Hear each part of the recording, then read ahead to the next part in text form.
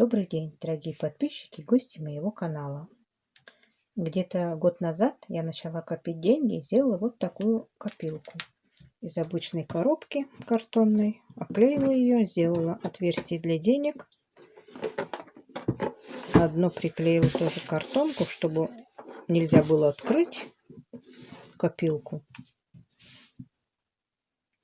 Я рассказывала, как я коплю деньги, рассказывала об очень интересном способе накопления денег.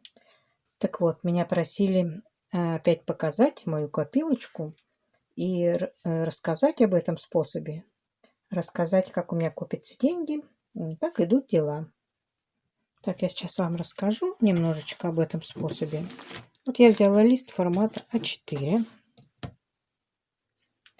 Этот лист я разделила на ячейки. У меня получилось 630 ячеек. Начиная с одного вот отсюда. Вот так идут. Я записала по порядочку все цифры. Вот таким образом. Осталось 630 ячеек. А способ этот очень простой. Просто какую денежку опускаете в копилку, такую ячейку и вычеркиваете. И когда все ячейки будут вычеркнуты, значит можно будет открывать копилку. Допустим, опускаете в копилочку 600 рублей, зачеркиваете вот эту ячейку с цифрой 600. Например, ячейку 270. Вот я тоже положила 270 рублей, зачеркнула ячейку с цифрой 270. Но я кладу сразу суммы не такие, допустим, а побольше. Допустим, 3000 я положила. И на эту сумму я закрываю ячеек, столько ячеек, чтобы это было, допустим, 3000. Сразу несколько вот так вот я сверху вниз. Я сначала начала вычеркивать вот так. Здесь большие суммы. Думаю, чтобы потом мне было полегче, закрою-ка я большие сначала. Но это казалось так долго, так медленно, было мне неинтересно. Например, зачеркну я 5 ячеек, там, или 6 за месяц. Очень медленно это прибывалось у меня. И поэтому я все переделала и стала вычеркивать вот так сверху вниз. Здесь все-таки цифры маленькие. 1, 22, 43. Вот так вот. Здесь уже интереснее. Внизу идут побольше цифры, а вверху поменьше. И получается как-то вычеркивать мне интересней. Вот я первый раз, наверное, вычеркнула вот фломастером, я зачеркивала одного цвета. Вот от одного. Вот столько ячеек я сразу закрыла. Здесь 379 у меня ячейка с такой цифрой. Вот эти вот я все вычеркнула за один раз. Такой способ мне очень нравится. То есть не просто я кладу деньги в копилку, а вот таким способом вычеркиваю. Так даже интересно, азарт какой-то появляется. Также я на своем канале видео рассказывала, как я планирую семейный бюджет. Я пользуюсь 3 правилами. Первое правило – это сначала заплати себе. Что я делаю самое первое? Когда получаю пенсию, я сначала откладываю себе. Ни за что не плачу. Самое первое у меня это я откладываю себе. Затем уже я оплачиваю обязательные расходы.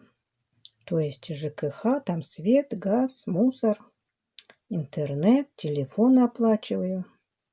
Ну, еще какие-то обязательные расходы бывают. Распределяю на это все деньги. А что остается? Я уже распределяю на продукты. Там у меня продукты, аптека, ну, все такое разное, одежда. Но вначале я плачу себе. Конечно, к этому я пришла не сразу. Я не знала такой способ планирования бюджета семейного.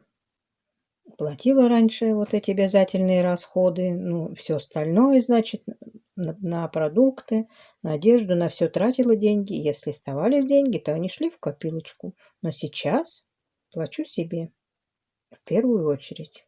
Я это вот повторяю не один раз, просто чтобы вы поняли, что самое-самое первое, что надо заплатить себе, тогда можно будет накопить какие-то деньги. Я откладываю 10%, но можно даже и меньше или больше. Если кто-то не может 10% отложить, можно и поменьше, можно даже 5, 3 или 1%. Но у вас будут эти деньги копиться, и там за год уже будет какая-то сумма накоплена. Это первое правило. Второе мое правило – контролируй свои расходы. Все свои расходы я всегда записываю в тетрадь. Контролирую, что мне купить, что не купить, на что потратить деньги в первую очередь. Это тоже очень помогает экономить деньги и вести правильный расход денег. Ну и третье мое правило. Нужно тратить меньше, чем зарабатываете. Кроме того, что я уже заплатила себе, нужно тратить меньше, чем заработаем. Тогда могут остаться еще какие-то деньги, и тоже они пойдут в копилку. Если я где-то сэкономила, то эти деньги у меня тоже идут в копилку. Не просто они остаются, а убирают в копилку. Вот, допустим, например, приведу вам пример. Муж раньше у меня ходил стричься в парикмахерскую. Платил за стрижку 300 рублей. Я его стригу сама. И эти 300 рублей мы экономим. Как только я его постригла, сразу 300 рублей у меня идут в копилочку. Конечно, сейчас, наверное, уже стрижка дороже стоит. Может, и можно и больше откладывать. Ну, вот так вот у нас получается. Потихоньку, понемногу, но копятся какие-то деньги. Вот что я хотела вам рассказать, мои дорогие, что вы меня просили показать вот именно вот эти ячейки. Если много ячеек, можно сделать поменьше, допустим, до 100 даже написать. Ну, сколько хотите. Тогда сумма будет поменьше накоплена. Я с вами прощаюсь. Все я вам рассказала. До новых встреч. Всего вам доброго.